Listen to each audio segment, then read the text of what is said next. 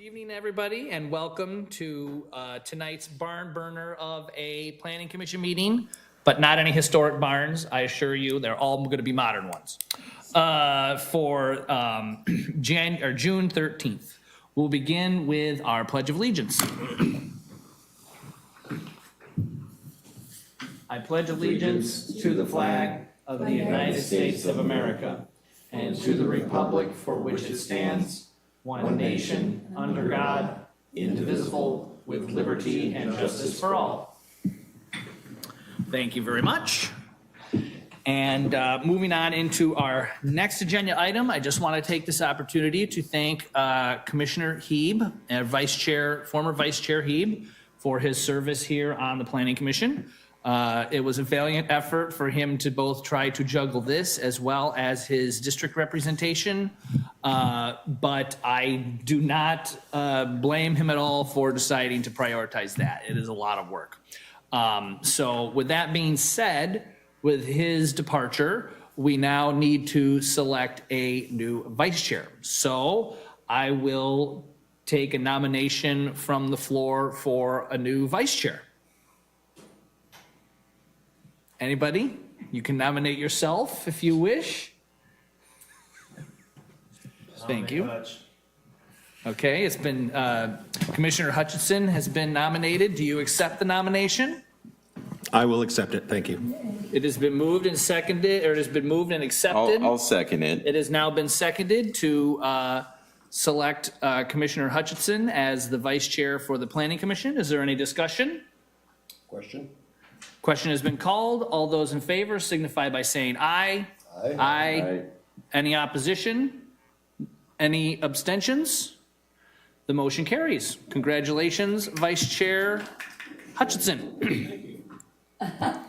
Robert Rules, I'll put that away. We don't worry about that. I have high expectations for your attendance. There you go. Okay, so with that, we will. There is rules on our attendance, though. I didn't even realize that. So just, I think how we're allowed, we can only really miss, what, 2 meetings or something like that? Three. That's the city council. Oh. Probably another code item that probably needs to be addressed. That is some low-hanging fruit we need to add to the tree. I like it. Okay. So with that, we will go ahead and move on into our Planning Commission work session. The Planning Commission will meet in work session to review Title 16-110 Historic Preservation Proposed Changes. Jamie Stickle, our Economic Development Director, will be giving this information to us. The public is welcome to attend, although no public comments will be taken. The council chambers are open to individuals who wish to attend or on Zoom, and that's just for the good of the order. So with that, I will go ahead and hand it over to Jamie, and we also have Carol Palmer here, which is the chair of, no, what is your title? Just a citizen former chair. Former chair and Of the community. and pillar of the historical community from the Preservation Society. So welcome to the chamber tonight. So Jamie, go ahead and take it away. And Carol Palmer is one of our hometown heroes as of just a couple months ago. So Yes, that's right. I love to throw praise in her direction because she hates to have praise in her direction. Although it is always worthy because she has done a lot of work. And Carol and I have worked together since 2013.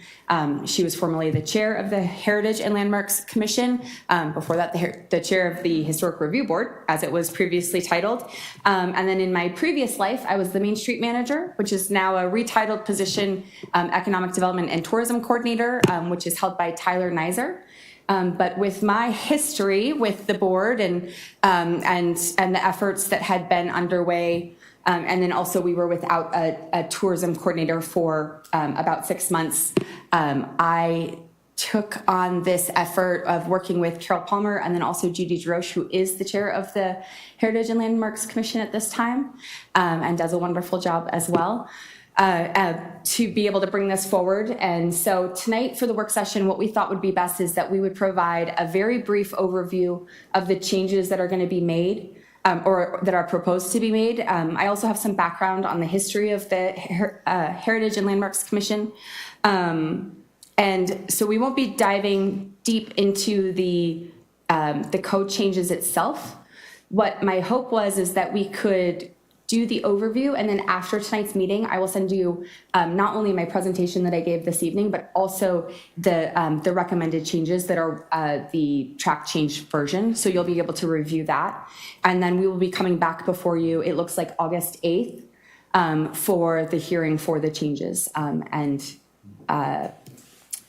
Our planning director will be setting up all of those meetings in planning department, and then I will be back in front of you guys again, although I would anticipate maybe at the little table next time, I don't know.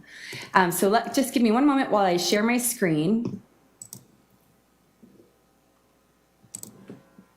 I'm sorry, did you say August 28th or? August 8th. 8th, okay.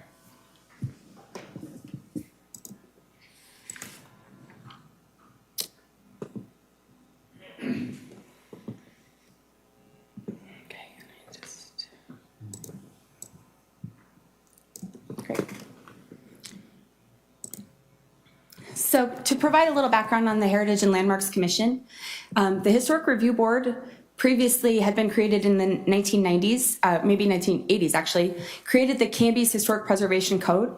That Historic Review Board disbanded in the early 2000s. The Historic Review Board was reestablished in 2013. And it was reestablished because there was money at the state level for the certified local government grants that was available to Canby. We are a certified local government, which basically means we have a board that meets regularly. There's a checklist, I think, about 25 different, 20 to 25 different items that you have to meet, and I think you meet like 70% of them. And so we decided to reestablish the Historic Review Board at that time due to the fact that, as we know, it's very difficult to find volunteers to sit on our boards and committees. We actually reduced the number of Historic Review Board members needed to be on the board, and we reduced it, I believe it was from 5 to 7 was the range. We reduced it to a minimum of 3. And it was a little bit of a challenge to even get 3. Carol Palmer had moved to, luckily for us, Carol Palmer had moved to Canby right at the time that we were reinvigorating this board, and actually she put in her application a couple days before she moved here, so she had to wait before getting moved forward because she hadn't actually moved into the community.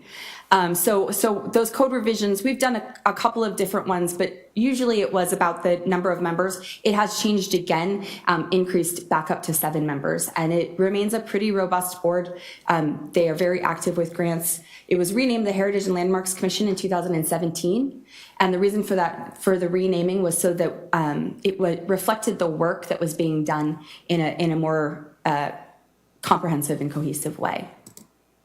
And please, if you have any questions while I'm speaking, please let me know. And if there's something that I can't answer, Carol or Judy will be able to help talk us through that. So I thought that I would give some additional background on some of the kinds of work that the Heritage and Landmarks Commission does. So that certified local government grant was received not only in 2013, that first year that they reinvigorated the committee, but also in 15, 17, 19, and 21.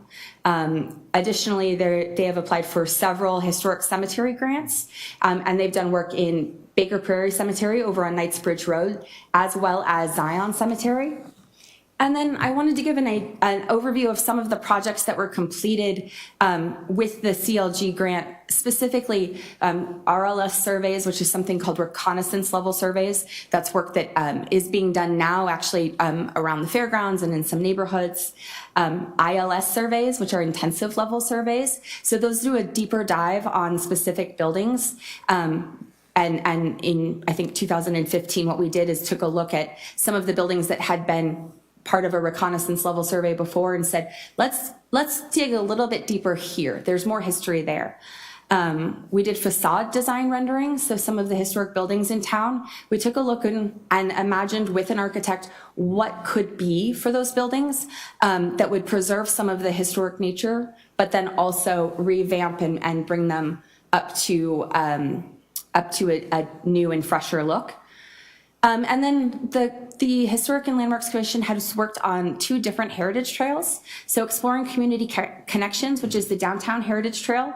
You'll see on several downtown businesses and sites, 10 to be exact, there are kind of small black plaques. The City Hall, the Oddfellows building, those are just 2 of the many. And there is actually a larger plaque in Waite Park that is the start of the Heritage Trail. It's a walking trail that you would do alone. So we have brochures, or maybe you would do it with a friend or family. And then we also worked on the Women's Heritage Trail, and that's titled Building a Better Community. The one interesting thing I would like to note about that was that project was the first in the state that was a heritage trail solely dedicated to the efforts of women. And it was a project Carol Palmer and I worked on. We had a large presentation here in March of 2018, and former Governor Barbara Roberts came and spoke at the event. It was one of those events it was really great. We had the school involved, we had governor involved, and it really tells the story of some of the women that have done great work in Canby up to this point. And it won an award through the State Historic Preservation Office for the project. So the 2019 Preservation Plan and Historic Code update. The Heritage and Landmarks Commission had applied for and received 2 grants. So they received that certified local government grant that I spoke to earlier, and then also a Kinsman Foundation grant. And the purpose was to develop the Canby Historic Preservation Plan. Northwest Vernacular was selected to move forward as a consultant. And the preservation plan, one of the things that was important and in that scope was that it would include the recommended historic code changes. So the Northwest Vernacular, they utilized the model of the CLG, Certified Local Government Historic Preservation Code, that was developed by the state as the baseline, and then also included, information that was specific to Canby. The updates bring the Canby Code 16.110 into alignment with the national and state standards, and updates reflect current practices. Recommendations from Northwest Vernacular were reviewed and approved with minor changes from the planning director in 2020, and that was Sandy Freund. And then the recommendations were also reviewed and approved by the State Historic Preservation Office in 2022, and that was with Curry Gill, and she is at the State Historic Preservation Office. So now I'm going to go over a brief overview of the code, and again, please let me know if you have any questions. So 16.110020, the proposed changes in this section are to existing definitions to clarify the meanings and bring them in line with industry standards. The additions cover gaps in the existing code. So for example, when it's reviewing the definitions, it's just updated some of them, brought them into a little bit more of common language as far as the code would go from the State Historic Preservation Office perspective. 16.110025, so that is Heritage and Landmarks Commission section. So there are several different changes in this one. The first one is that the HLC chair requested moving the requirement that a majority of HLC members live or work in the Canby urban growth boundary as a means to fill vacancies in a timelier manner. And this change was approved by the city attorney. And then in the 2 other sections, these additions describe current practices and insert language needed to meet National Park Service requirements for CLG status. So again, removing the line that a majority of the HLC voting members shall reside or work inside the urban growth boundary, and then the addition of the number of times that the HLC needs to meet per year. So they have to meet at least a minimum of 4 times per year. I have a quick question for you. Certainly. I have a quick question for you. So like the library board and some of the other boards, is there the ability for students from the high school to be on this board as well? Yes, and I do believe actually I hope I'm not speaking in return, but I believe that the Heritage and Landmarks Commission was the first committee to have a student member. And that was something that was really important to be able to tie into the schools. Specifically, you know, it's funny because when you talk about things that have happened in the past, oftentimes people get very nostalgic and you think only of, you know, my uncles or my grandfather, but really being able to tie into the school and school-age children now and get them excited about the efforts, you know, that helps to make sure that in the future, the history and the heritage is preserved in a manner that, you know, only gets better over time. And it's been great to see, I know, especially with like the cemetery work that has been done, you know, having students come to the cleanup and helping to clean gravesite markers. You know, it's a really nice way to tie into the future while also preserving the past, in my humble opinion. We don't have a student member because we've had great difficulty recruiting one. Okay, but there is, I just wanted It's to make sure there, that that yeah. opportunity is there. Okay, great. So 16.110030, powers and duties, so that was retitled. And then in section D and G, these changes clarify which proposals require the HLC's review and approval. And then O, this addition describes the HLC's role in supporting state preservation statutes. So again, it was retitled from Heritage and Landmarks Commission to powers and duties. And I'm not going to go through all of those different items, but just, you know, review and render decisions subject to building permit on property where a historic landmark is located. So it's just some clarifying language in there. 16.110035, inventory of historic resources, sections A, B, and C. So these updates remove the Planning Commission's responsibilities relative to the maintenance and use of the inventory of historic resources, define what an inventory is, how it should be maintained, and how it can be used, and then describe the HLC's responsibilities relative to this process. This reflects current practice and aligns with guidance of Oregon State Historic Preservation Office.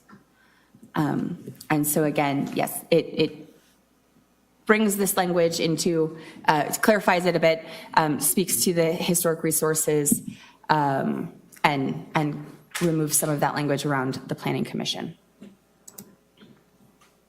16.110045, designation procedure. Again, this has been retitled. So the update, section A, the update simplifies language relative to who can initiate a designation. F, this change provides clarity in terms of what the HLC should consider and how that should be recorded. And H, this addition includes language describing how historic resources on the National Register should be handled. So again, retitled from designated procedures for historic landmarks and historic districts. And then, let's see, and then that anyone may initiate the city's historic landmark or historic district designation procedure with an ordinance information attached to that. And then also that towards the bottom, that the Heritage and Landmarks Commission shall develop a record of designation. So 16.110.050, review, notice, and public hearing procedures. So section C, this deletion removes language that conflicts with 16.110.080E. And so you can see down there that that has been removed so that it reflects throughout the code the same language. 16.110.055, designation criteria. Again, this is retitled. A2, it adds cultural significance to the criteria, which is consistent with current practice and guidance. And then section B, 1, 2, and 3, the additions of or make it clear that one factor could satisfy the significance criteria. So again, retitled, so it's designation criteria, removing for historic landmark and historic district designation. And then you can see further down, it adds the and/or so that, and then several times in the code below, it includes the word or to show that it could be one to make the designation. 16.110.070, building code requirements, universal access. So in this section of the code, it was just the removal of handicapped and the inclusion of universal access. And again, that was to bring that up to the the standard. 16.110075, moving or demolition, that has been retitled. Section A expands the definition of cultural resources that should be subject to review. So it includes, before it spoke to buildings, but this now includes structures, objects, sites, or districts, to help to clarify that part of the code. 16.110080, alterations, that has also been retitled. Section A, the update makes it clear that the HLC is responsible for reviewing and making a decision on proposed alterations. B, this change eliminates redundant language. And then C, this change corrects the language. So again, it restates the purpose, and then helps to clarify some of that language. And the section has been retitled for just alterations and removing of historic landmark or contributing resource or new construction within a historic district. So that is the brief overview of the proposed changes. As I said, I'll be sending this presentation to you as well as the tracked changes version of the code. I know that you'll also receive that when we get closer, it will be in the packet, but I just figured that would give you an opportunity to review if you'd like to now, well, not right now, but sooner rather than later, and provide you that opportunity. So if you have any questions, please let me know. Thank you very much. Are there any questions from the body? Chair Patton, thank you, Jamie. Just one small addition. The other sections of the code, we're not seeing needing to be updated beyond 16.110 historic preservation, which Jamie just summarized. So 16.38 historic preservation overlay zone and 16.12 classification of zones would not need to be adjusted. So just wanted to make that clarification. Okay. So I guess my initial question is, this all seems pretty straightforward as far as what's happening to this. Were we expecting something heavy on tonight's agenda that we wouldn't have been able to do the public hearing on this tonight?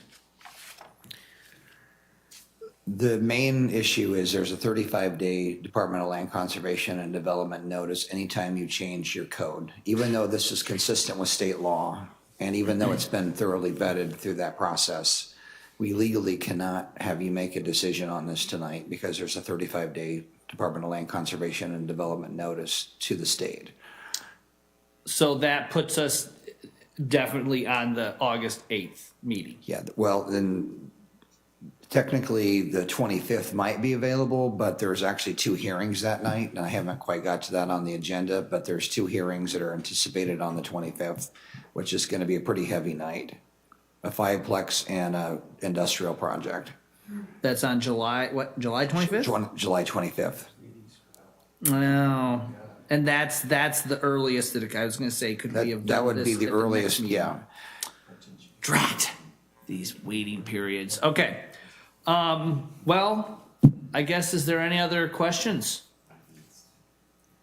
No? I guess, Yes, Commissioner Ewert? the one question I always have is how soon are we gonna have this in our hands to review it? You mean like as far as the PowerPoint and the attachment? Yeah. Oh, my intention is to send it this evening as soon as we're done. I'm sorry? I'll send it this evening as soon as we're done here. That's typically what I do with the city council as well. Okay. I guess my comment on it is that I see this as a shift. And I personally would like to look at it to make sure that we're not shifting where we shouldn't be shifting, I guess, is what I'm saying. Sure. Yeah, I wasn't talking about like pushing it on through, but I figured if the information is there and we had the ability to review it between now and our next meeting and have that discussion, that would be great. But we are trapped into the 8th, so that's fine. I'll give people ample time to look it over. Commissioner Calkins, you sounded like you had a question? No, I'm okay. You're okay? Okay. Anybody else? Wow. Oh, go ahead. Carol Palmer, would you like to come forward? Please state your name, address, before chatting, please, for the record.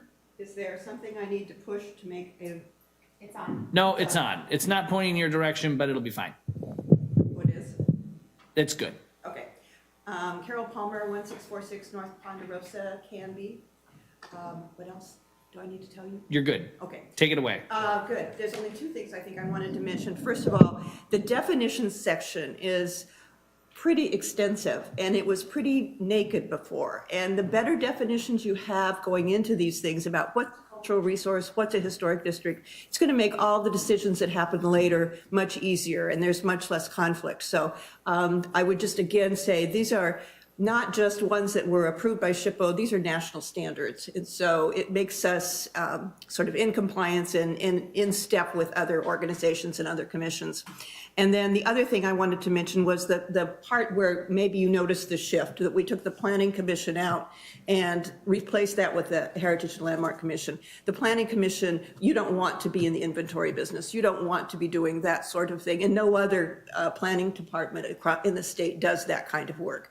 And actually, quite frankly, the Planning Commission in Canby has never done that work. So it's always been done by the Heritage and Landmark Commission. So why that ended up in the code in that form at that time, who knows?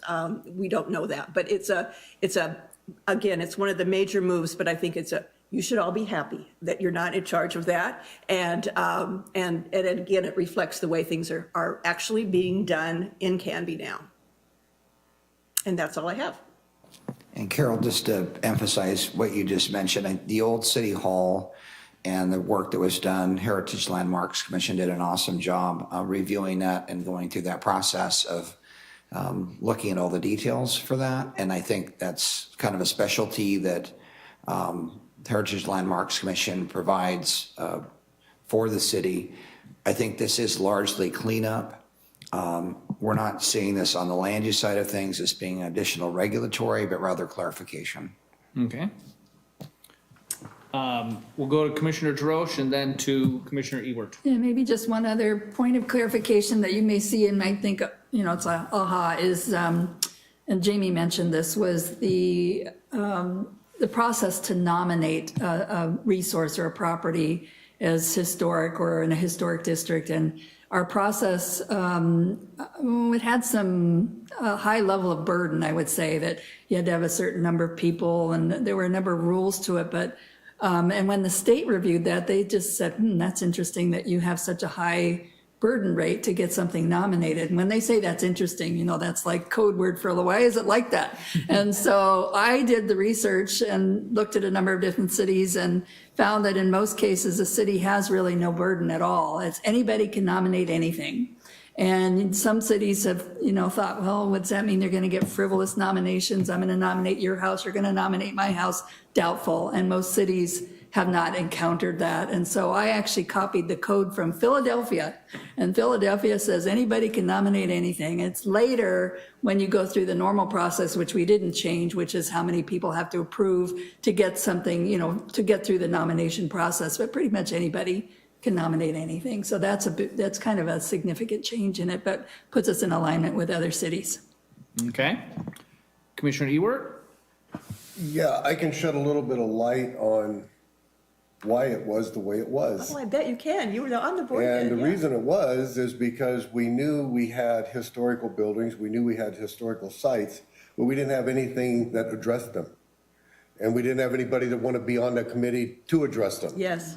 And so that's why it ended up being the way it was. We were just trying to put something in place so that things didn't get torn down, tore up, and cast aside to get done. So that's basically, and that was way before the feds got involved and the state got involved and everything else. So we at least wanted to do something. So it now is shifting to a different situation. So it's my only question with all of this is that we've got good people working with it now.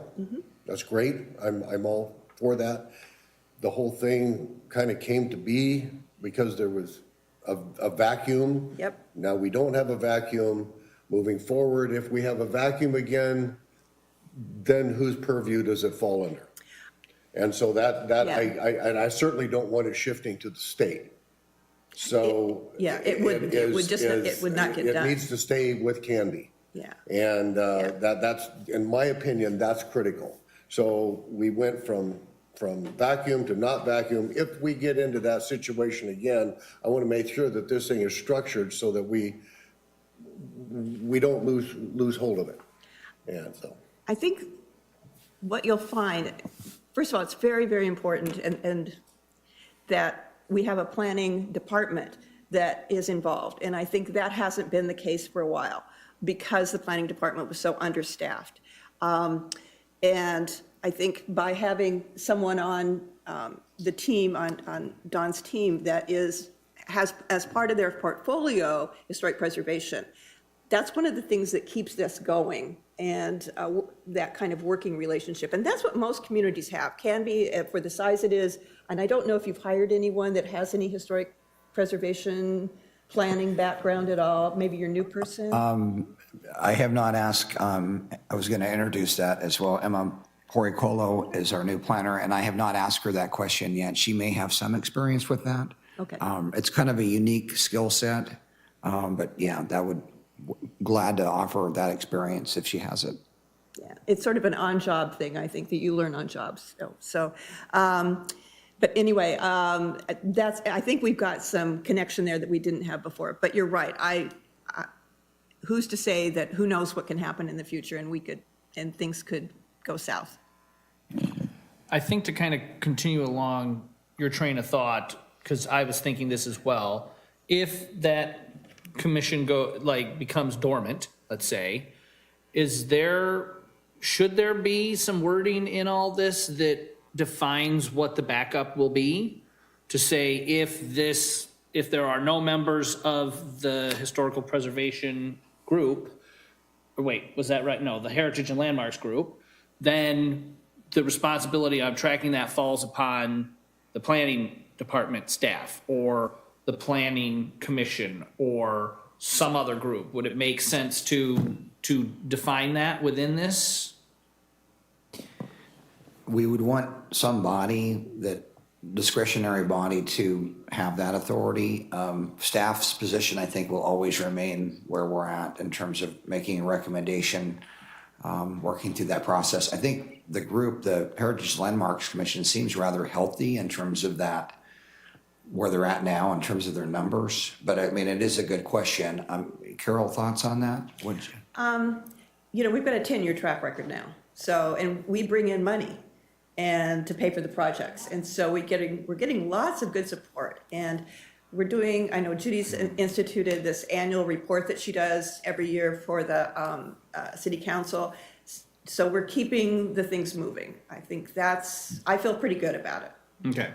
I just like to look at 25 years from now. I know, yeah.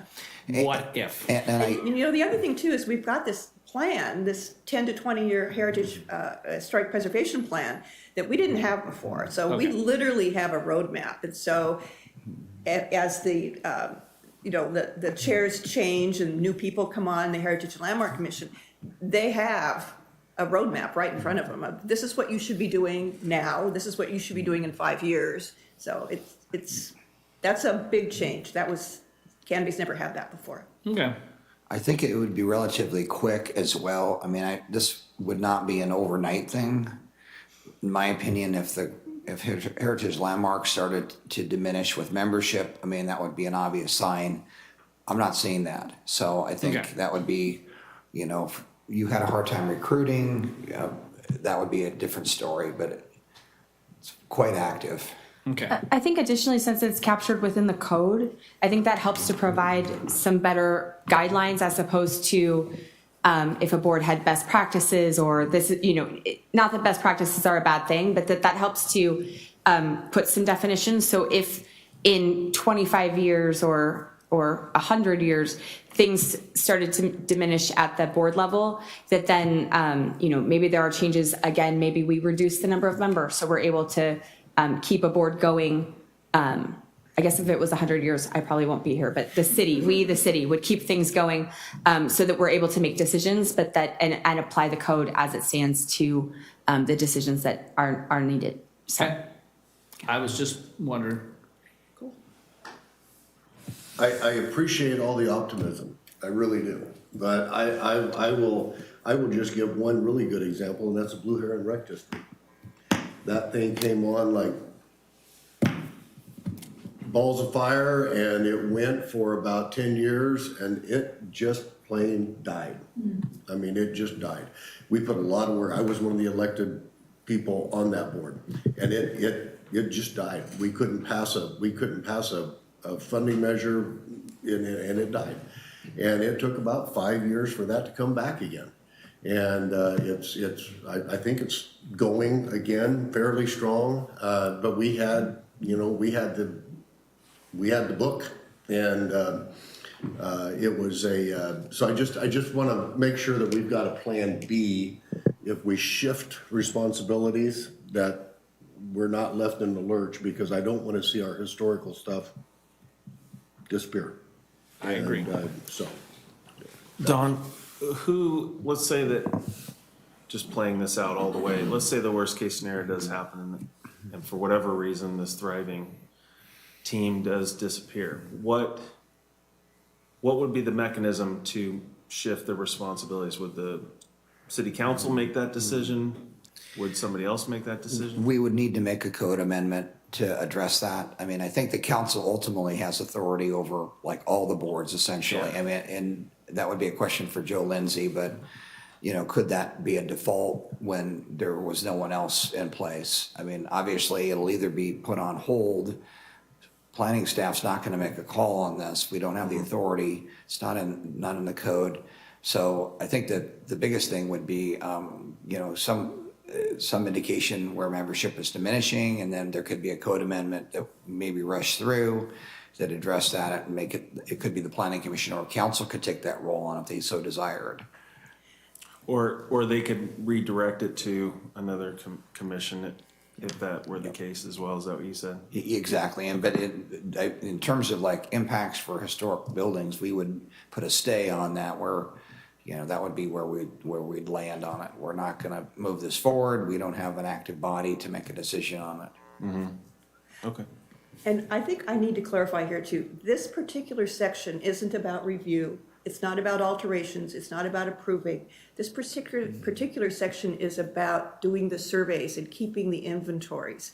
And quite frankly, Canby didn't have one for a long, long time because nobody was doing it. The Planning Commission wasn't doing it, and there wasn't a Heritage and Landmark Commission. I'll get that right. And now actually you don't have to worry about it because we've done a bunch of inventories. So there's no inventories to be kept up right at the current moment. The ones we're just finishing, those are going to be good for 10 to 15 years. So we've got money in the bank already in terms of work that's been done, and then we have a plan to do more work. So, and I don't see the Heritage and Landmark Commission dying off in a year or two, so. That's a lot of work. Thank you. Yeah. So I have a odd question just popped into my head. Okay. So you have this inventory that you've done today. At what point in time does a house or a property become available to be added to the directory or to the inventory? Yeah, there's 4 requirements. It has to be 50 years old. That's pretty set. It needs to have some historic integrity. In other words, it needs to look a little bit like it did 50 years ago or 75 years ago. The third thing is it has to have some historic significance. Historic significance could be association with an event or with people or any number of things. Those are all pretty flexible. And then you have to have in Oregon a signature from the property owner. And now this is for a particular property. If you're talking about a district like quite frankly, our original downtown site has at least 12 or 15 properties in there that could qualify for even a National Registry nomination. In that particular case, then you need 50% of the property owners to sign off and say, yeah, we'll do that. So, does that answer your question? It does, and it leads into why I ask this question. Yeah, sure. Is because there are probably houses, or there are probably things that are coming up on that time frame. So are you looking at potential, like, architectural buildings or things that will be, like, added to the inventory in 5, 10, 15 The years? inventory is different than the registry. The inventory is the properties that we go out and actually quantify and look at, say, everything in this particular neighborhood. And in this particular neighborhood, there are 50 homes and there are 10 of them that might be eligible. That's different from, okay, now we're gonna put it on a registry. Okay. Are you fishing to put your house on the registry? No, I I'm just kidding. I enjoy, for instance, there, over on North Birch Street, there was a house that was very Rummer-esque in its architecture. Love of that house. And I got a chance to go into that house before they did it up. And quite frankly, the entire inside was gutted and it was not done to how it was. And it's like, I understand that house has now been saved and it looks beautiful, but it does not follow any of the architectural style that house was originally designed at. And so I wasn't sure if there were, I don't know if that house I don't think that house was eligible age-wise for that, but I wasn't sure if there was other buildings that are coming close to that age that are sort of on your radar to watch. We have hundreds of buildings in town that are either eligible or about to become eligible. And in fact, there's a list in our historic preservation plan. It's in one of the appendixes, and it's like 4 or 5 pages of homes that were built prior to 1940. I don't want to just say homes, there's buildings too, commercial buildings, prior to 1940, and none of those are on our historic register. One of the things we're working on right now, we're trying to get some grant funding or finish up getting grant funding to do a kind of a frequently asked question brochure to give to all of these property owners. We have, the inventory is 100% complete. If there's a house, it's on the inventory, but the inventory tells us something specific about any of those properties. Either it doesn't qualify or it might. But we look at every property is inventoried regardless of its age. But yeah, we're hoping then to do an outreach to all those people who have something that might be eligible, to give them a document that's Canby specific. So say, here, property owner, here's what you might want to do. And here are the benefits. Okay. And then I was just going to also add, and Judy and Carol can correct me if I'm wrong, but a lot of times with nowadays with historic properties, it's more about what the exterior looks like, not the interior. And I think a good example of that is like the Canby City Hall being renovated so that they can put businesses in there. So for the building that you're talking about over on Birch Street, with the exterior relatively intact, it might still be eligible even though the interior is gutted, which is probably not, if you love historic buildings or love historic homes or, a building like that that's of a specific, era, it can break your heart because it changes so much. But with the exterior still intact, it's still eligible. And I always think that it's just interesting when you start to think about 50 years old, that's really not that old. And so when you think about our downtown heritage trail, for example, of course the Canby City Hall is on that building. And that everybody goes, absolutely, of course. One of the other buildings that is on that list is the Wells Fargo building, because it is a mid-century modern. It has some, historic properties, and it's 50 years or older. And we don't always think of mid-century modern as being historic because it's not like the quintessential historic city hall, but it is still, in fact, on that list. It's historic and has worth. So it's just interesting when you start to really get into the details, what can qualify. And what sometimes we might think means that a building or a site or a home in this case might make it ineligible, but it's still eligible. which is good because that means that there's potential for a more robust list of historic sites and landmarks. Okay. Commissioner Calkins? Yeah, question. So kind of connecting the shift we were talking about earlier and what we're talking about now, for something that's already on the registry in town, I'm thinking of two properties in particular, but what is the enforcement mechanism when something changes hands? It's on the registry and then the new person for, unknown reasons starts doing things to it that are not, it wouldn't be allowed under the federal and state regulation for it being historical. Yeah, if you're talking about something that's on the local registry, the enforcement for that would be hopefully, and I think, Don, you've closed the gap on that one, is when they go to apply for permits, there's a historic overlay, historic property overlay, zoning overlay, that will tell the permitting office that they need to get Don involved or his team involved in the process. That connection wasn't real tight before, but I think we've got it fixed now. So, and then you get into another section of the code, and the particular section of the code lays out exactly how that's supposed to happen, what the property owner is supposed to do. They're supposed to go through a review process with the planning department first to see if it's a minor alteration that's still okay. If it's a major alteration, then it has to come to the Historic Review Board or the Heritage and Landmark Commission for approval. And we just did that with, what building was that? I can't remember. The Mary Hanlon, yeah. We just, yeah. City Hall, yeah. historic City Hall. City Hall, yeah. So we approved it was major renovation and we approved it. Or I didn't, you guys did. And then, so it's like the city or the county then make sure they're doing what was agreed to. Yeah. So a little bit more information Carol's dead on her answer. The detail would be, we would have that on our list. Clackamas County Building also has that on their list as a redundancy. Back to Carol's point, if it's significant, if it's not a minor alteration, it's going to go through the HLC board, which is a pretty big process. I'm not sure how you could get through that process without hiring a professional architect that had historical background. It's pretty detailed. So that person would have to go through and explain the history of the building, what they're doing on modifications, how the integrity of that building is being maintained.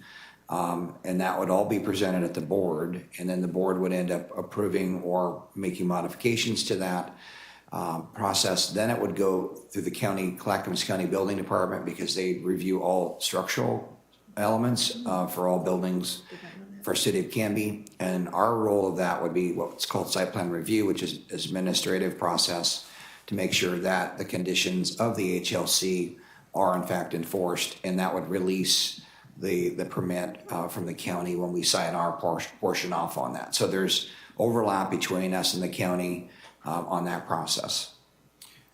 How about, thank you, Don, things that maybe you wouldn't need a permit for that might change the character? So is there rules around like roofing, siding, maybe removing things on the outside? I think don't you need a permit to put a new roof on? Yeah, pretty much everything's minor. I mean, there's going to be some administrative review, and that would fall to the planning department.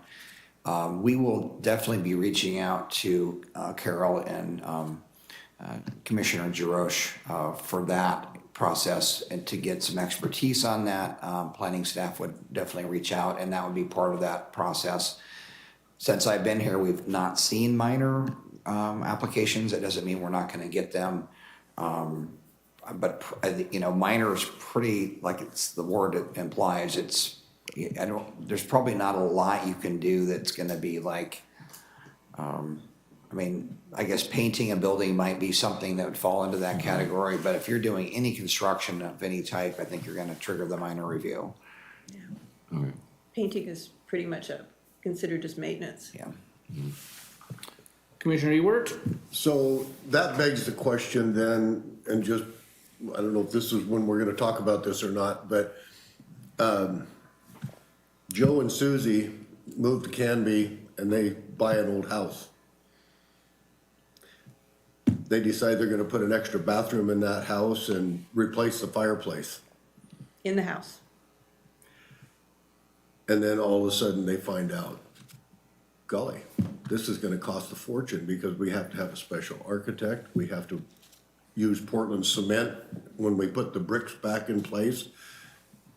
The house only had one bathroom in it, so it's gonna only have one bathroom in it. That seems a little late in the game for those people. If that house was on the historical register and the realtor didn't bother to mention it when they put the down payment down. I'd go after that realtor. Yeah, that should be something that's fully disclosed at the time the property is sold, absolutely. Not when they apply for the permits. And the only reason, I have firsthand experience with this, because I have a friend in West Lynn. He and his wife bought this great old house and they just had super duper plans for it. And they went to get permits to do their super duper plans, and it was so detailed that they actually had to use a certain kind of Portland cement to put the fireplace back in the house. That's how detailed it was when they got through it. So, and it was a complete shock to them. I mean, a complete shock. So we don't want to go down that road either. No, and I think it's really important to emphasize again, for local register, we don't care about the interior. You can do anything you want in the inside of that house. It's the exterior. It's the only thing that we're really focused on.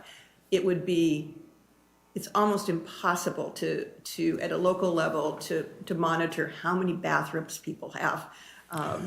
It's just not. Well, it would be something that would have to be permitted. So I guess then, for point of clarification, so you have a national historical structure, and then we're gonna have, what, county historical No. structures, or we're gonna have Canby historical Canby. structures? So having a house on Canby's historical register Right. is not the same as being on a national historical register. Absolutely true. Yeah. Two Absolute- separate things. Well, yes and no.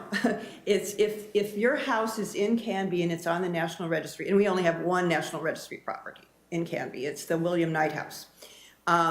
We, at the Heritage and Landmark Commission, they are the overseers to make sure that anything that's done to the Knight House follows the rules that Canby has in place for all properties that are on the local registry. So,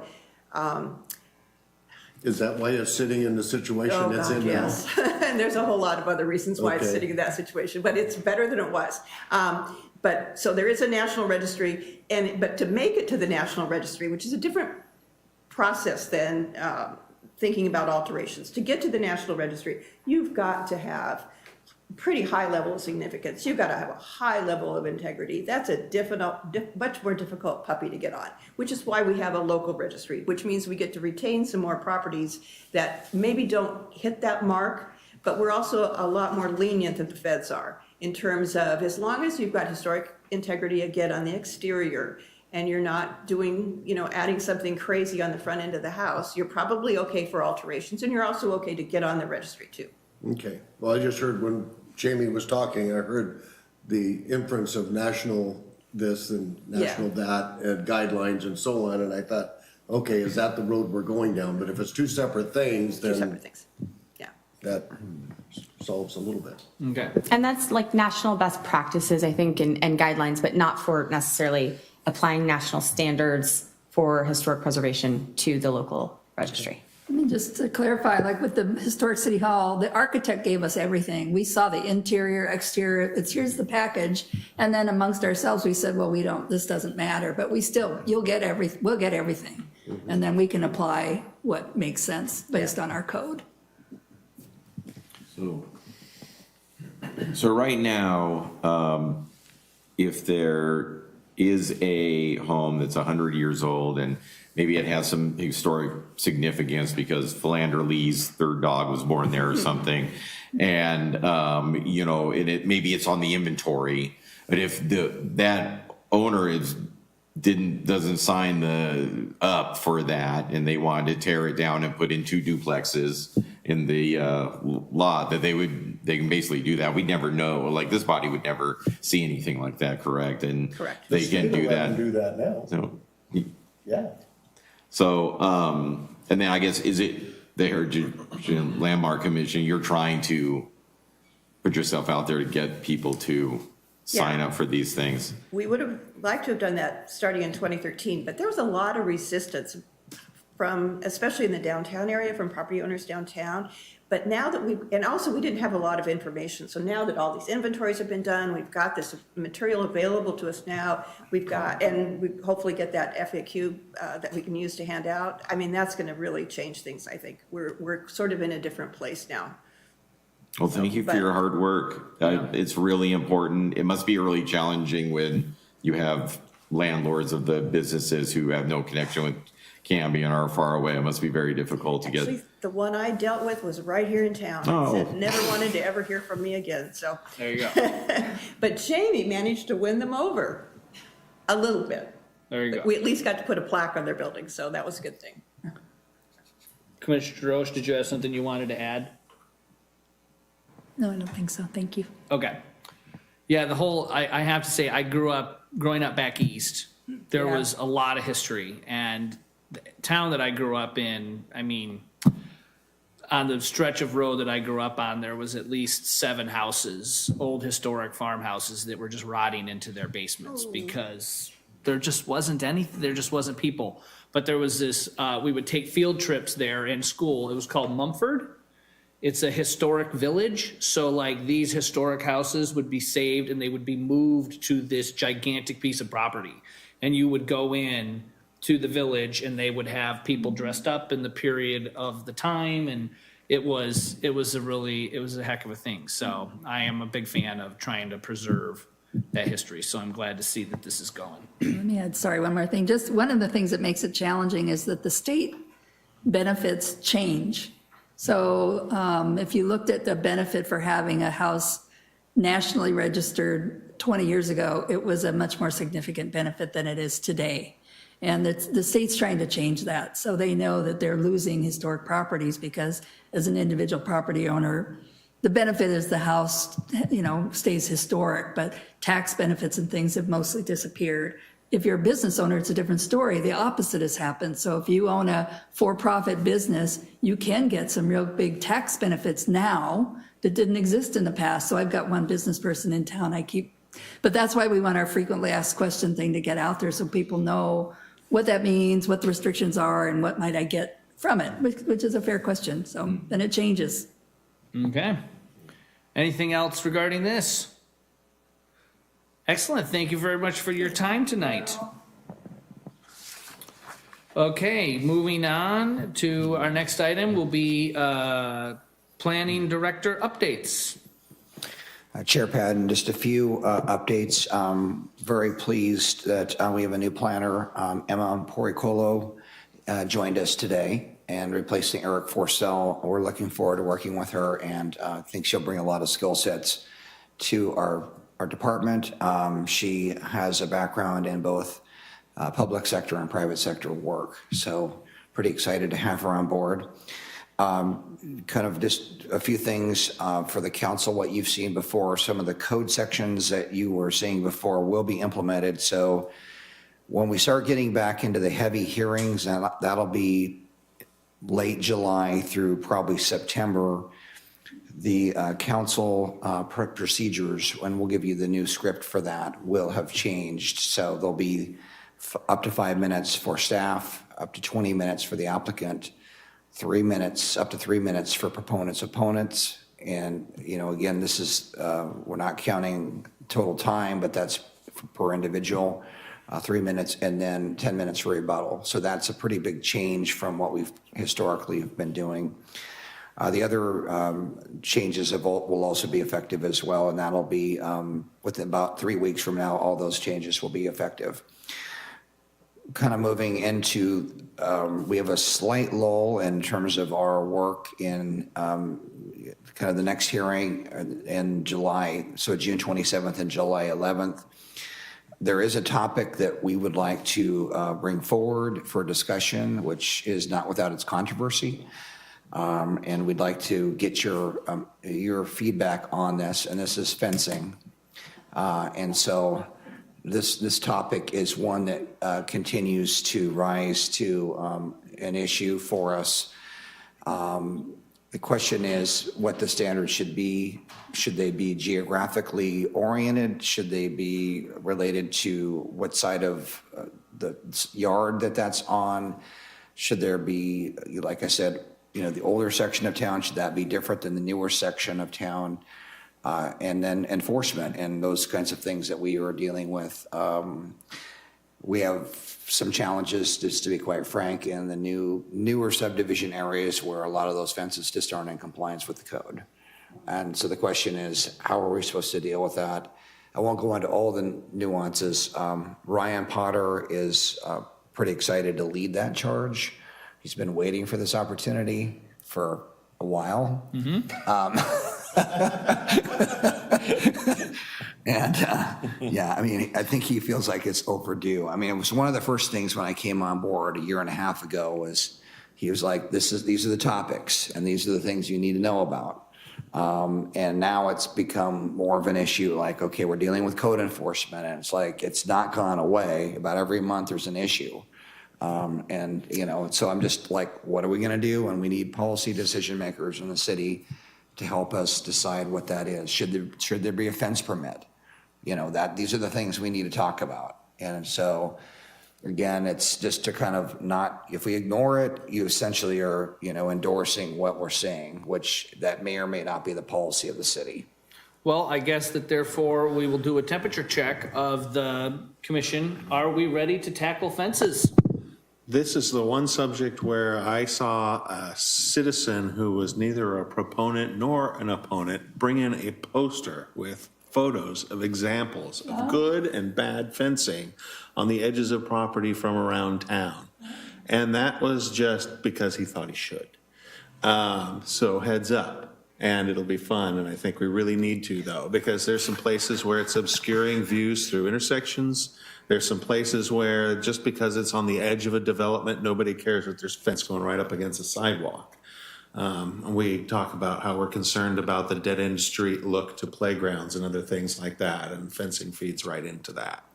And it has a lot to do with the character of your town, and there's no getting around it without a fight.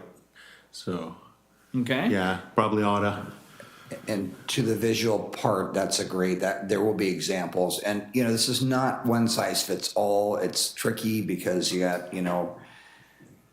some lots are not necessarily, they may be double frontage, but they may have complete access on an interior street on a cul-de-sac, but just coincidentally are abutting territorial. So how should we treat that versus a corner lot? There's all these iterations of this, and then the yard configuration even makes a difference. And should someone be able to have a backyard area fenced off? I mean, there's some equity issues here too. So it's somewhat unique. I think part of this is Canby has a pretty restrictive code, just to be quite honest. I mean, it's there. So I guess the question becomes, how should we tailor that in what way? But I think it needs to be done in a way where staff is given more clear direction on how are we supposed to proceed ahead on this, and then including enforcement. So that would be part of the directive we're looking for planning commission. So there'd be likely several work sessions back to back on that before we get to council, and then we would start to put code text together on that, and there may be a joint session as well with council. But it is a topic that's probably overdue to be discussed. So there's that. Well, just a second. Yeah. We're not done taking the temperature, so Okay. I'm just going to go down through. Okay. Are you up for fencing, Commissioner Ewert? Am I up for fencing? Are you up for tackling fencing? I can't actually do fencing. We're just gonna talk about fences, is that? Well, no, I think the question is, this is a big nut to crack. It's been delayed for some time bringing it to this body. Are we as a body ready to finally tackle this fence thing? I think it's something that we need to look at. I mean, one of many things. I don't know on a priority level if fencing is yet, but, pick a point and throw a dart and start it somewhere. Okay. If fencing is where we're gonna start, I'm good with that. There's a lot of housekeeping that we need to do, so. Okay. And I can tell you, it's gonna be a sticky wicket. I'm waiting. I think it's going to be great. Okay, Commissioner Calkin. Well, I have a very personal connection with this issue, so I'm very much looking forward to talk about it. And with Ryan, who has some sternly worded emails from me in 2020. But I'm looking forward to ironing it all out and having a beer with him after the meeting. But I agree with you. Not only is it pretty restrictive, which it doesn't mean it's necessarily bad, but I feel like many things in our code, it's worded strangely, and for a layman, maybe some things seem contradictory, or it doesn't make sense in some spots. So I think there's a lot of opportunity to fix that, and like we have been doing with some things. And I know there's some licensed and bonded contractors who won't work in Canby making a fence anymore because of these things. And like you said, you can go around town and see all sorts of different fences, and this one's 7 feet and this one's 4, and on the same right next to each other. It doesn't make a lot of sense. So I'm looking forward to it. Okay. Commissioner Jarosh. Okay. She's good. Commissioner Ellison. Bring it on. Okay. Let's do it. I think we're ready for fences. And Okay. I agree, there's a lot of other stuff that we need to deal with. And correct me if I'm wrong in kind of chatting with you about this, Don, is I think this is going to be kind of a two-pronged deal where we'll make some changes now that will help sort of, forcing the pun, mend some fences currently. But then when in 5 years or so, when we get to actually rehashing the code and maybe putting in some different zones and all this stuff, this will probably be revisited and pared down and cleaned up a little bit more. And to that point, although you may not see this, but fences lead to design standards, which are also a larger code issue. So this becomes an interesting discussion. I mean, because you're not only dealing with single family product, you're dealing with multifamily product. And so it will start to permeate into those other discussions, which we encourage, because given the housing crisis and the need for more smaller lots and those kinds of things in the city, it automatically starts to go that direction. So it's a broad brush. It's both single family residential, which is where you see all the diversification, as well as influencing perhaps better decision making during design review for staff, and giving us tools to say, no, that's not really an appropriate layout for this lot. Just because it meets the code, it doesn't work, and these people have zero privacy in the back of their house on a multifamily situation, and they probably should be designed differently. So this is an example. I mean, that's the kind of stuff that this will start to get into. It's a good transition, actually, as a discussion. And I think what I would say for you to pass on to Ryan or whatever, it would be great to have some references to what codes are for other cities of similar size as Canby, and also I would almost say some history of how cities who went from one size to another evolved their code over that period of time, to see how Canby can track for the future. Because I will just continue to beat this drum. Everything that we need to do needs to be thinking about the future and setting up the folks that are in these chairs in the coming years for success, rather than having to crack this nut because it's been pushed down the ditch for so many years. Could we pass this on to the HLC? HLC, what's that? Bring us recommendations? Oh, no, we need to do this. No, we're gonna do it. Unless there's historical They fences. sound very eager to do things. I think, we can maybe, if think there's this- historical fences, maybe. This is in your purview, so Yeah. yes. No, I think it's time. Yeah. One thing that I have stressed is that, we are tasked with getting this done, and it's time. Especially things like this that have just, have been identified as a problem for years. Let's do it. And it might take 3 meetings, it might take 8. We might not get it done until sometime next year, but we'll get it done. And it will probably be somewhat of a long journey, is That's my fine. anticipation, but it needs to start at least with this dialogue. Yep. So speaking of the longer range, and I'll go into that quickly, Housing Advisory Committee was postponed, so the next Housing Advisory Committee will be on June 28th. And then the combination of the Housing Advisory and Economic Advisory analysis that's been done to date, there'll be an open house on July 14th. It'll be here. That will be a very good meeting for people to come to. It'll talk about buildable lands analysis. We have preliminary numbers for buildable land analysis for both residential and employment lands. Both are indicating an urban growth boundary expansion are needed in the city for a 20-year horizon of growth that's forecasted in the city. This will be an important element for people to understand and get education, as well as provide feedback to look at things in terms of like the context of like where are we at as a city, and then what is the deficit looking forward into the future. And then the comp plan, the comprehensive plan and transportation system plan would then, with council approval on Wednesday, anticipated, that would move us into putting out an RFP for that work, which I hope would start in November of this year. So those will dovetail nicely. The housing and economic pieces will dovetail together and move us forward in that direction. On the hearings that are up and coming, we do have 2 hearings on July 25th. We have a multifamily and a industrial project coming forward to you. We talked about historic preservation on August 8th. And then I'm anticipating August 22nd and on September 12th, we'll have large industrial projects coming forward to you.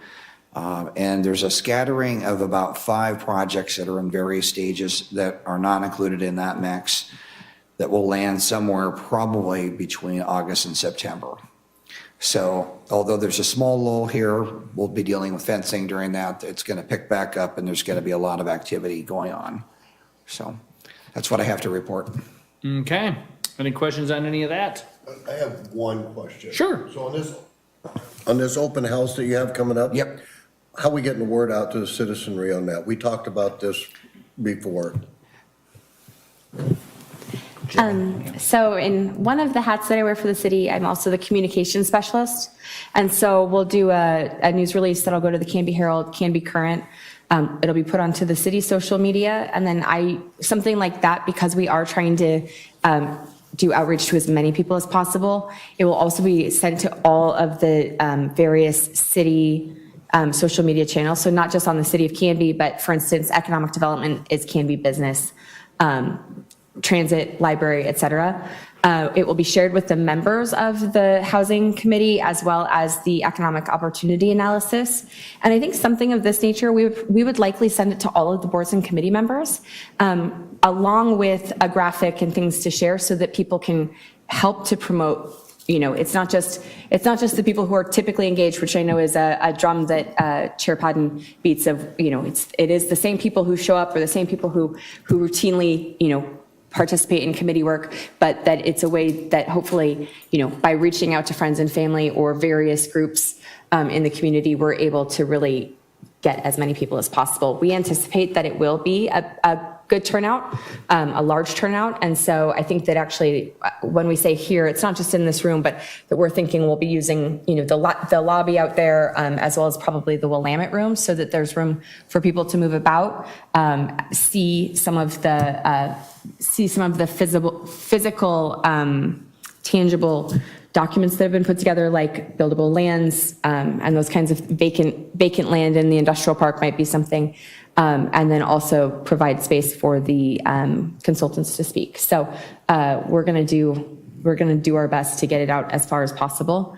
And we, on those committees, I think that we did a very good job of making sure that we were including various various parts of the community that maybe aren't always represented or aren't always, don't always have a seat at the table. So I'm hopeful and always positive that we can do a good job. But I think that with having it out that far, we're able to really invite the community in. Did you stick something in the water bill? I could see if Canby Utility can do something like that. I would look at, we've had trouble trying to do that in the water bill, but the sewer and street maintenance and parks fee is something, that bill is the one that gets distributed from the city. That check I send to the city of Canby every month. Yeah. That envelope. That one, yeah. Whatever. You want something else besides just a bill? You want a little fluff in there? Well, yes, I will ask our finance department if that's something that we can do. And that's a great idea. And so there might be other opportunities too. And if you think of one, or if there's a group that you know, sharing it with for example, like I'm a Rotarian, the Canby Chamber is a great group as well. There are Kiwanis, there are various groups out there that gather people together that we might be able to share with. And then, you know, I am always very impressed with the city's boards and committees and their efforts and abilities and engagement on topics like that. Not just that they show up, but that they usually help spread the word as well. And speaking of spreading the word, if anybody's looking for something to do, a little off topic, but this Thursday, June 16th, rain or shine, at 4 o'clock, we will be opening the City of Canby's pickleball courts with a grand opening. And we'll have some light refreshments and speakers. We've got the mayor will be there, city staff, Parks and Board, other city councilors, and we will also have Mark Schuholm, who sponsored one of the sponsors for the park.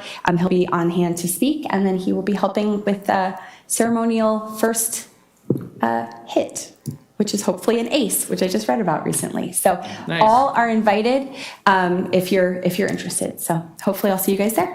Okay, excellent. Time again? It's at 4 p.m. at Maple Street Park, and the pickleball courts is in the area where the new splash pad is and where the tennis courts had been previously. So I know our Parks and Public Works team has worked diligently to make sure that that project was completed in time for this unveiling, and I think we're all really, really excited, and I promised that it is a ribbon cutting like you've never seen before. And so I don't really know exactly what that means, other than I've never been to a ribbon cutting for a pickleball court before, so I've never seen one like that. But I hope that everybody comes out and helps spread the word. Sounds like a plan. Any questions on that? Okay, so now on to items of interest and guidance from Planning Commission. Anything from the commissioners? Okay, for me, I will say that I did attend, I am your liaison to the Economic Development meeting. We talked about quite a bit. I was a little verklempt because while Don and Jamie and the consultants and some folks from Clackamas County were there, as far as other city agencies or community members or business owners, I was the only one. So needless to say, I had a great time figuring out what the community is going to be doing for the next 20 years economically. It was fantastic. We're shooting for the moon. So that was really good. So I encourage folks to come to that open house. Another thing, folks out there in Canbyland or anybody here, make sure to let folks know that we are taking applications for the open position here on the board or on the Planning Commission. The goal is to have some applications in and start to schedule interviews in July, and then have an appointment either the first part or the end of July, first part of August. So that's sort of our timeline that we're pushing for that. I did attend the city council meeting where the code changes that we sent to them was talked about. And like with the food carts, we did a fantastic job at this level. You all did a great job because there was only one minor change. We had put in a limit of the total number of minutes that proponents or opponents could speak at 15 minutes, and the city council felt that that was a little restrictive. So they were fine with a maximum of 3 minutes for each proponent or opponent, but they wanted to open it up so that everybody was heard, which I thought was just fine. So kudos to this body for putting together a package that you know, passed muster up there. And I think, one thing I did want to just kind of think about was we've had the planning commission has been stuck with this problem since my time on it, and then we've just had something similar happen here, where like if the chair or the vice chair steps down at a meeting, there is a several weeks or more where there is no chair, there's the potential for no chair or vice chair to be seated. And I think that ties the hand of this body. So my question is, if someone, like and this is, I'm just saying hypothetically, if I was to step down tonight from the board, is there a way for the planning commission to then elect to backfill that chair or vice chair position at the meeting that resignation occurs at, so that so it closes any sort of gaps in that process? Or does that have to be listed on the agenda as an item to be official? It's something I'd like to check with council Okay. and get back to you. You know, I'm not sure procedurally, planning commission is different than the council, and there's some nuances to it. So it would be great if what you suggested as the prior, where the commission could just go ahead and just do it at the meeting and for continuity. But I'm not sure if that's something that can happen that quickly or needs to be somehow advertised. Is the public being deprived of some opportunity to speak is the question. Okay. I mean, what is the commission's thoughts? I mean, I think I would like to see if that doesn't have to, if we can close that gap, I think it is important. What are your thoughts? I don't know if it's codified. I feel like, you know, in that moment, I felt like it would have been appropriate. It was kind of sudden, and it was like at the end of the meeting, and the meeting just ended. But, you know, if there were enough of us here that, you know, we could have entertained a motion for a new vice chair, and I feel like that would have been Well, I think that's okay. I don't know if this is codified. I know in 1975 in Canby on the city council, I think one of the mayor resigned in the middle of a meeting, and then another one tried to immediately move to appoint a new person to replace, and then the rest of the councilors got upset, and then that person resigned also, and then the meeting adjourned, and then there was like no council. It was a wild time in the 70s here, but I feel like I don't see that happening with us, so I feel like, you know, yeah. But would that fall, because they're elected positions, would that fall into a different well, and I category? think Yeah. I think You know what I that's mean? what Don's going to go back and see is. But I would like to suggest that it become if there's no restrictions, I would like to see it become best practice where if the chair or vice chair were to resign during a meeting, that as long as there's a quorum, that the remaining body select a chair or vice chair. And this comes from, you know, when the previous chair had stepped down, there was no chair to then represent this body in the interview process. And the city council did not come to any of the existing members and ask them if they would be willing to be part of the process. And it turned into this huge row. And if there's something we can do at this level to help button that up, I think it behooves us to do it. So Agreed, and that was probably the worst example that, you know, and again, not to say that would happen, it could happen again, but the odds are like not great that the chair and vice chair both step down at the same time. no, but it's all about planning for the worst. So, and I mean, as far as the planning commission and the budget committee, which I'm also chair on, I have really started to insert myself directly into the process and essentially saying, I mean, to the point where I probably might be overstepping my bounds to say, Mayor, council liaison, this is what we're going to do. this is how we're gonna do it, and I'm driving the bus. And so I have not been challenged on this yet, we'll see, but I really wanna make sure that this body, stays isolated from what's going on upstairs. So there we go. Any questions on that?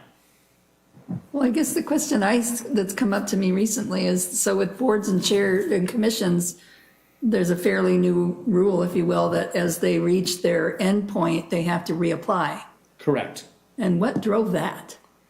I've been asked that numerous times. What drove that is that is a ripple from the boulder that was thrown into the pond with what we were taught, what Okay, this because comes to me, that could exacerbate the thing you're talking about too, if somebody hasn't reapplied yet or. Well, and I think they are going to be, the read that I got from that meeting, and the conversations that I've had with folks is they are trying to kind of sort out what that process is going to look like.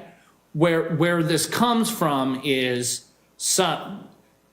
if one of us, our terms comes up and Don says, do you want to continue, or Maya or someone says, do you want to continue? And we say yes, then we're just automatically put on the agenda. But if there are other people out there that are interested in getting on that board or commission, it becomes very frustrating for community members who have an interest in getting involved for them to not to effectively be blocked out of the process of being even given a chance to be considered for a position on a board. And well, it is currently happening. And so because of that, they are essentially saying we need to do this across the board. So if a position opens up and you're contacted and you say, and I've had this conversation with the mayor, and I've expressed my thoughts on, if say my position comes up here and I say, yes, I want to re-up. If there's nobody who puts in an application for my seat, then, it might be an abbreviated process where they're like, okay, fine, Jason, you're reappointed. But if 2 other people apply, then they will say, okay, Jason, here's your performance as a member of the planning commission. Here are these other candidates. Of these 3 people, is Jason the best candidate, or are there others that could be better?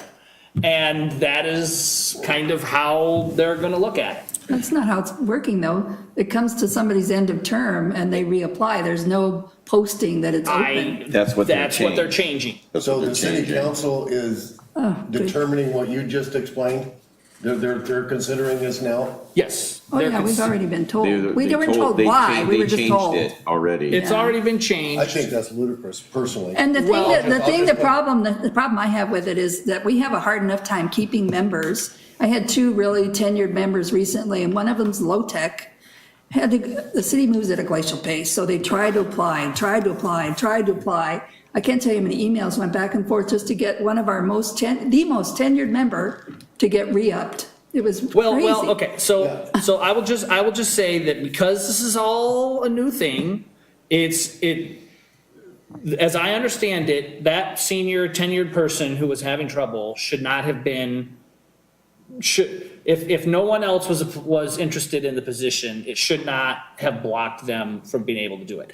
I don't even go through the online thing when I apply. I print out the paper version and I hand it to the folks at the city staff. You don't have to go through that online portal. You could do it. I offered to go to his house and pick it up. That's how desperate I was. Fine. And there's no problem with that. And so essentially, if your position comes up, and at least at this point in time, if the position comes up and there's nobody who's interested in applying for that position, then, and you say, yes, I'm going to do it, you essentially fill out the application at this point in time and you send it to the city and they put you back on. But if there are other people that are interested in a position, because I think on planning commission, isn't every so many years there's 2, It's not everybody at once, but every so No many procedure, years, that's part of it. there's somebody who, and part of the other problem is that the procedures vary.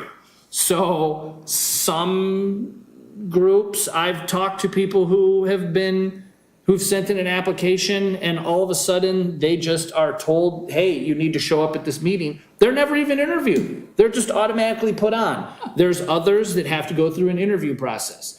There's some interview processes that require 2 people. There's some that require 4. The library board is another one that has a completely different set of protocols. And I think it's stupid. I think that there needs to be a relative standardization of how all these things go.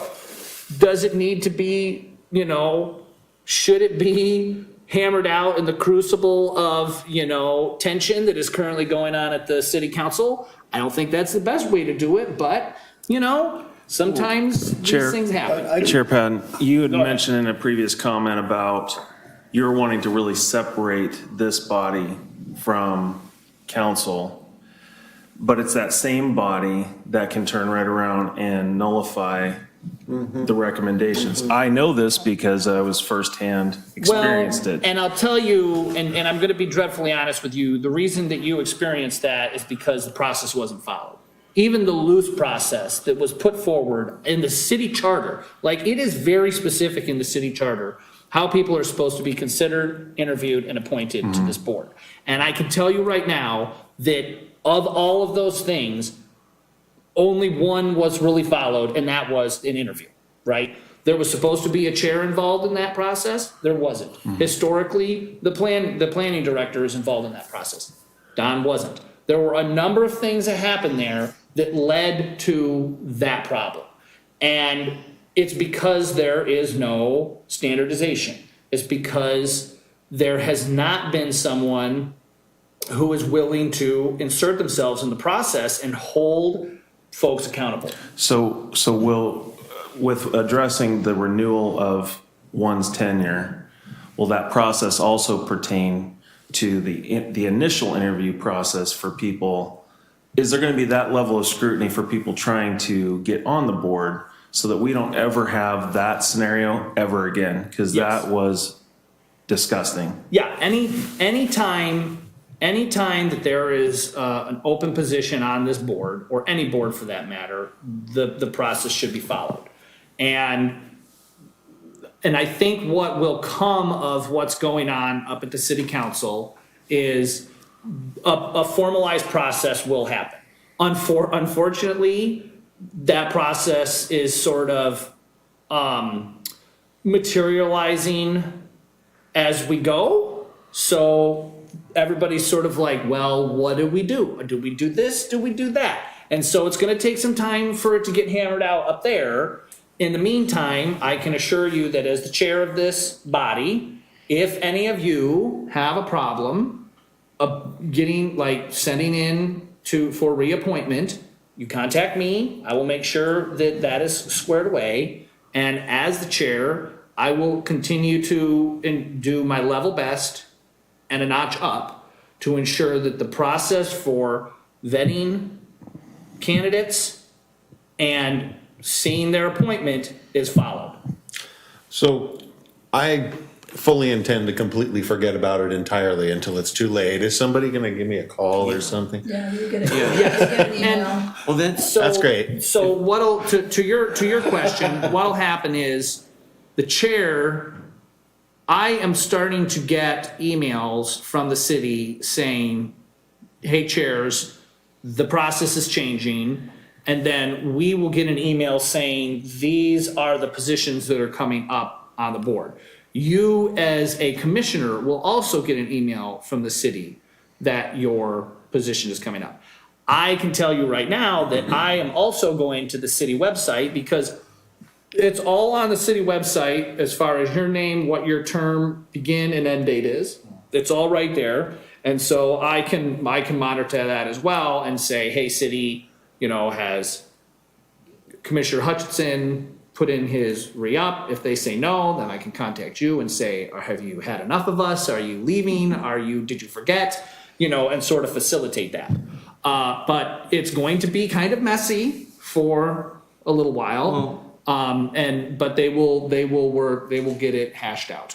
Commissioner Coggins. If I may, Chair, I think that, well, you were there, I watched it. I think if for those who didn't watch that council meeting, there was a robust conversation about the mindset, I think, behind it that might answer some of these questions. I don't want to speak for any of the counselors, but I remember from my viewing, there was talk about trying to avoid the idea of lifetime appointments and groupthink, and getting more diversity of just the general population of the community, if possible. And my takeaway at the end was, I thought that, they directed the city administrator to kind of create a new kind of uniform process, and they were concerned about all the different ways that were happening and all the things. And so I imagine that that's what's happening. I think that's good feedback, though, from what you experienced as they, Yeah, there's change. no one waiting in the wings for one of those positions. Why go through that? It's an That was one of the administrative, zero value add. So they talked about it, but part of it was from watching it was they wanted to direct the city to advertise those positions to get interest, because if you just re-up the person, no one ever knows there's an opening. So why would anybody be interested for something they don't know exists? So they're gonna do that. Yes. I think that's what Glacial phase. that was what the direction was.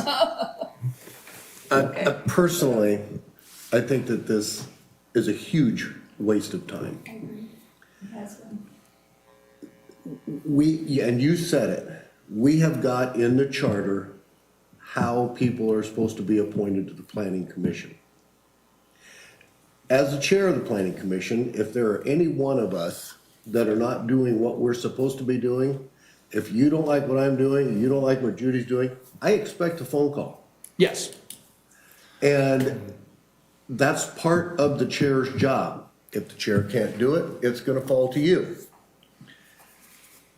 So we have that in place. We already have that. Now, I can tell you that any one of us that has sat on this planning commission for a year or 2 years, if all of a sudden our term, which is what they are, 2 years and 1 year terms, comes up, and Matt's position comes up, and he's been on here for 2 years. I don't know what your term is, but he's been on here for 2 years. And all of a sudden, Susie Q or Joe Blow decides that they want to apply for his position. He's served loyally for 2 years, 4 years, 6 years, whatever it may be. And all of a sudden, he's gone. No, thank you very much. He's just gone. You do two things. Number one, you damage that citizen. And number two, you lose 2 years, 4 years, 6 years, whatever it may be, of experience that we've invested into that planning commissioner. Sure. No, And I think for the city council to mess with the system that we've got here is extremely unprofessional and unappreciative on their part. And I just throw that out there. I think that's incorrect. And I understand and I respect that point of view, but part of the problem is the opposite. So let's say, and I'll pick on myself, let's say that I am not doing a good job and the chair has come to me and said that I'm not doing a good job. There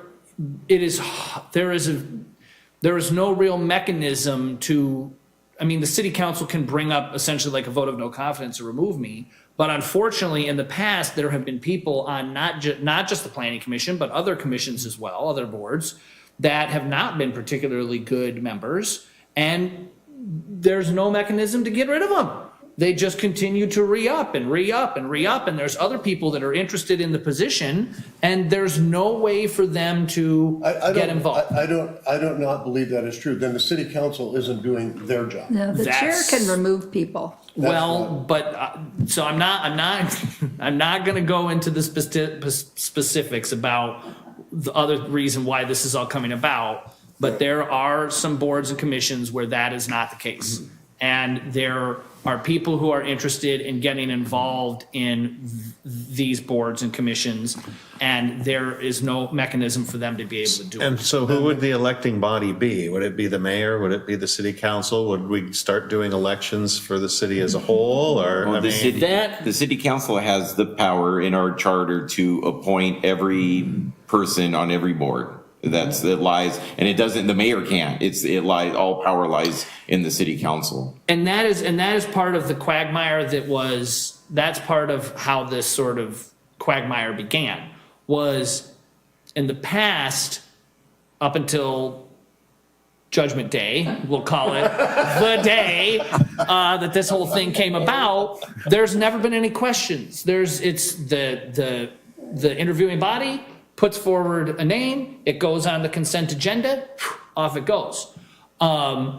It's never been a problem, regardless of whether things were followed in the charter or not.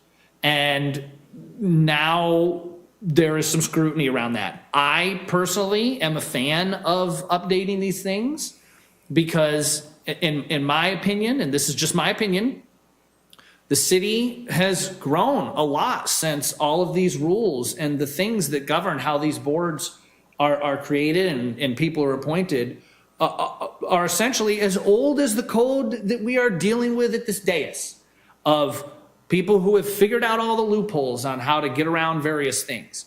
As the city has grown, nothing has changed. As the city continues to grow, nothing will change. And I really think that it's time that the city look at how these boards and commissions are, how the representatives for these boards and commissions are chosen. Because let's face it, over time, granted it might not be a hot date right now, but the planning commission could become a very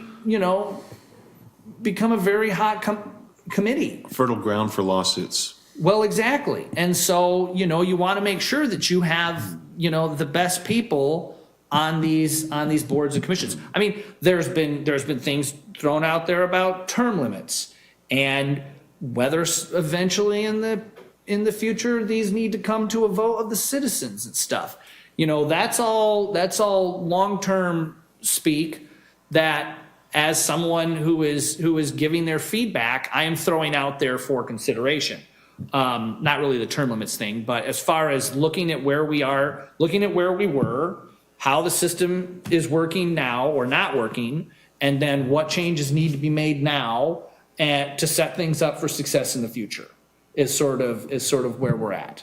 So it sounds horrible. Like many things, it's going to be a mess in the interim, but I will assure you that at least for this body, I am doing above and beyond to make sure that does not become a problem here.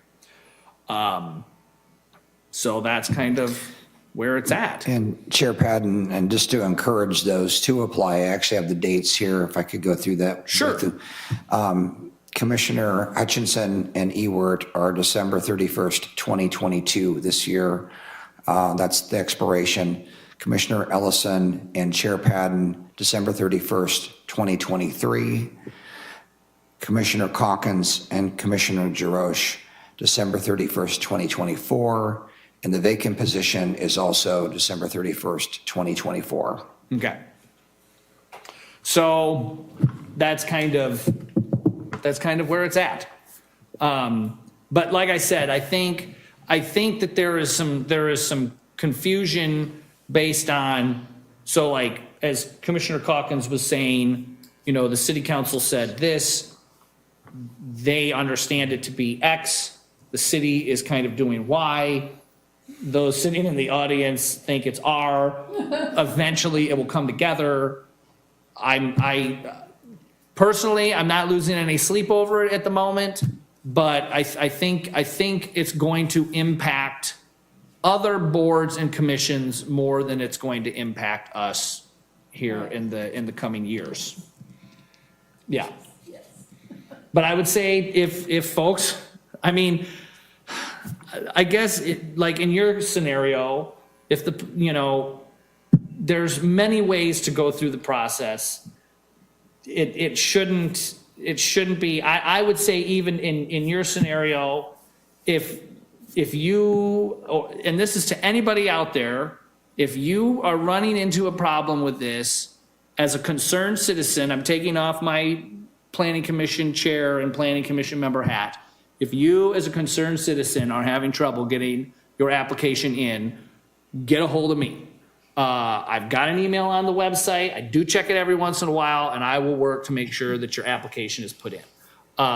Because I want to make sure that the process goes through.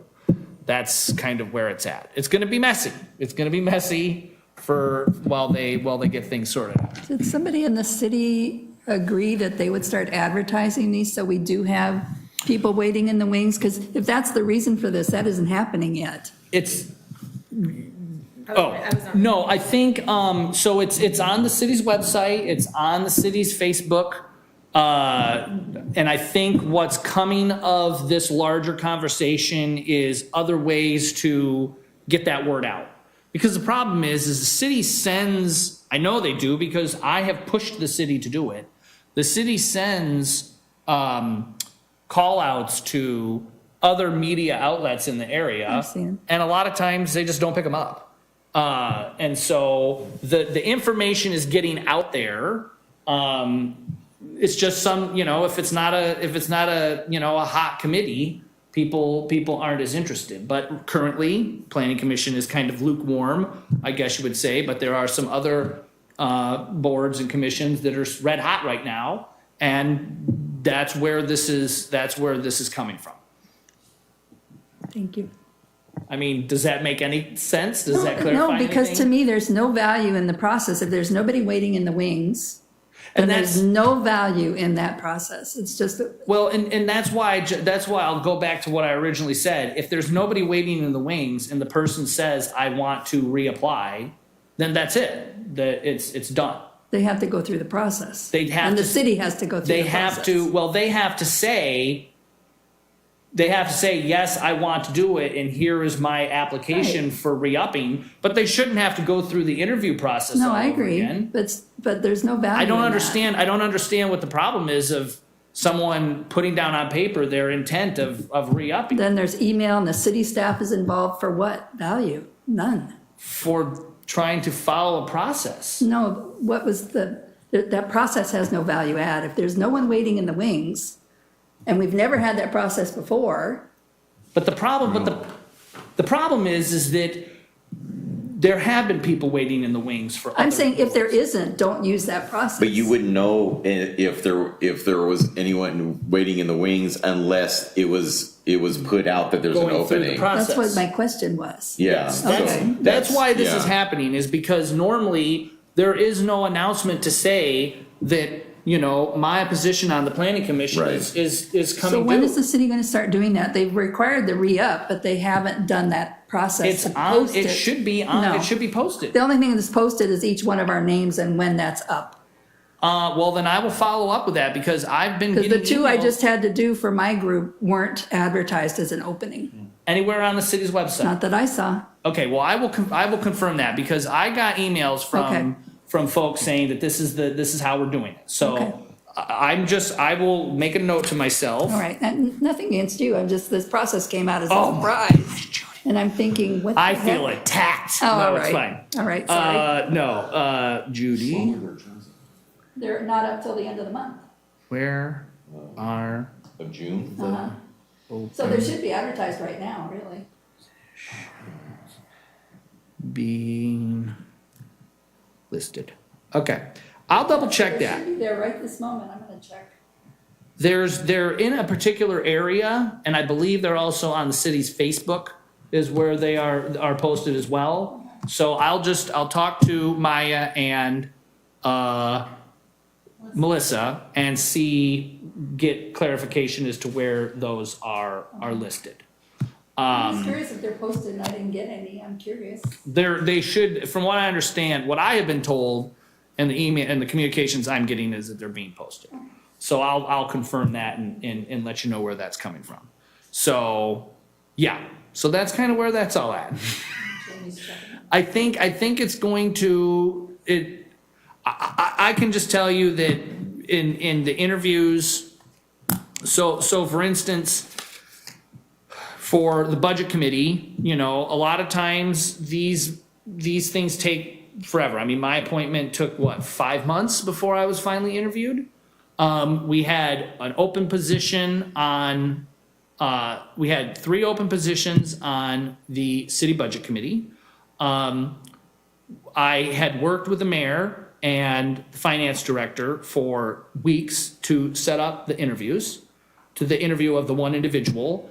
And then 4 hours before I'm supposed to do this interview, I get a call from the city saying, hey, this person who just sent in their application yesterday afternoon is coming for their interview later tonight. And I'm like, what interview? What are you talking about? They haven't gotten the questions. They haven't, we don't have, I don't know if we have time to do this. We have a certain amount of, oh, and by the way, someone sent in their application at 6 o'clock that evening as well, and they want an interview too. So now I'm like, well, are we interviewing these people? How do we confirm everything? I had to cancel a customer appointment to try and put the fire out, and that should not be the case. So I am a huge fan of this stuff being hammered out and codified, because even it was brought up that we for this position, we're going to close it at a certain period of time and then start the interviews. Someone said, well, why are we even closing the applications? That we should just take applications all day long for everything. And I'm like, no, because then technically if someone is applying, we do the interview, and then before the city council votes on the appointment and someone else interviews, essentially we have to go through the interview process of that person and then strip that off the city council agenda and do it later. You could be in a perpetual state of interviews for the whole life of that position. And so I understand folks' frustration. As you can tell, I'm pretty frustrated myself, but I'm trying to insert myself in the process to clean it up. Go ahead. I was just going to say that I did pull it up on the city website. So on the boards and commissions page, it does list all of the committee openings at this time. So there are 5, which includes a high school student for the Heritage and Landmark Commission, also 1 for Planning Commission, 2 for Transit Advisory.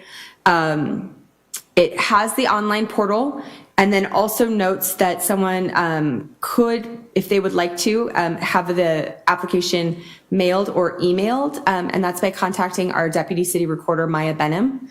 So she's able to provide that information, and so that's on the city's website for boards and committees, and I can send that to all of you. No, that's not new, though. No, I was gonna say, that's not new, and I think what my next point was just gonna say, that I think that with the changes that have occurred, obviously this provides, Pollyanna, this provides an opportunity for us to reach out to other community members, but it also, I always try and think about what I specifically can do better. And I think it provides, if this is the direction, working with Melissa, who is our city recorder, and Maya, the deputy city recorder, of ensuring that, if the word needs to be out, it's not just listed on the city website in a place that if you know where it is, then you can find it, but that we can really start to broadcast, which I know is something that we've talked about previously a couple of months ago, about getting the word out about what boards and committees are actually available. So I think it provides an opportunity, from a communication standpoint, to really be able to spread the word. So For the 2 people who just had to re-up in the Heritage and Landmark Commission, their positions weren't shown as open, so there was no way of anybody knowing. Well, and I think that is because this has all just sort of happened, Yeah. that probably fell through the cracks. Eventually, what the process will be is because I think your 2 positions open up in, what was it, December? Yeah. So a month or 2 before their positions open up, it will be posted on that area and such, that there are there'll be 2 positions on the Planning Commission that are open up for review. Yeah, the reason. And to follow through on what you were saying, Commissioner Ewert, if it's the case where, and I won't pick on Commissioner Ellison, but I'll pick on myself, that I have X amount of experience and stuff, and then an applicant comes in and they were like a city planner for, 4 different cities, and they have 25 years worth of planning experience, I might be sweating that out, right? I mean, when you start getting to this sort of level of things and the city continues to grow, you want to make sure that the best quality candidate is on that thing. And if the person ends up being the person that has historically been on the board, then the 3 or 4 people that are in that interview process will pick that person. Well, one way or another, it's really important that the public see this as having integrity. Correct. And so no matter what we choose, it needs to be transparent, and it needs to, be something that bears out over time. And it sounds like there really wasn't much of a phase-in considered. It's just, we need to change, and so they're changing it. Yeah. But, I think it's really important because, there is kind of a little bit of a danger of us looking like the Supreme Court or something like that. And we're all collegial, and there's really no way for anybody to get in edgewise. I think that's a dangerous look, whether it's true or not. Commissioner Ewert? I'm just going to make 2 comments. Number one, I'm not sweating anything. No. As far as somebody taking my position on the planning commission or no, okay? That wasn't why I made the comment. The process is important to me. And I do not think that the way it's been laid out by yourself tonight is a very appreciative process to anybody sitting on this board. No. I get it. But I think that one thing that you had a planning director that retired. You had a chairman of the planning commission that resigned. You had the vice chair that resigned. You had the perfect storm thing that happened. And what I see now is this knee-jerk reaction that we're going to fix it. Well, in all actuality, there's not really anything broken. It just needs, the rules that are in place that we have need to be followed. This is like, we're just going to throw away the Constitution of the United States because whatever comes up, okay? This just needs to be, the dust needs to settle. We've got everybody in place right now. I think the city council has got way more important things to be worrying about than this. And I think that there can be some cracks that are created here to the stability of many of the commissions and bodies that help our city work. Sure. And I'm not too sure from what I've heard tonight that we're helping that. So that's all I need to say on that, because I think that there was a process that didn't go well as far as some of the nominations, interviews and all of that, but we have rules in place. They just, everything was in a turmoil. It didn't get followed properly. If we go back to what's in black and white and we follow it, there's okay. Now, I'm not saying that there's not some need for change and tuning, okay? Maybe tuning better than anything, but I think that we're changing things that really don't need to be changed. We got a lot more important stuff that we should be talking about. Sure. And first, I just want to say, I didn't mean you sweat. If I said anything that offended you, I apologize. That wasn't my intention. I am equally as frustrated about all of this stuff, and I will just make it clear to you and the folks that might be listening tonight that everything that I'm sharing with you is just my interpretation of what came out of attending that meeting, and what I have experienced behind the scenes as far as trying to coordinate these things now for almost a year. I can assure you that it's not a matter of making some tweaks. There are some significant cracks, holes behind the scenes that are causing these problems that need to be addressed. How the city council addresses those, that is their prerogative. At this level, I can just give you the information about it based on what I know, and I might get yelled at later for this whole conversation. I have no idea, but that's just, I just want to make it very clear that I am vested in trying to having all of my actions be what's best for this city and its citizens. And I have no problem listening to what other people have to say and what their opinions are. I think it's all extremely valuable.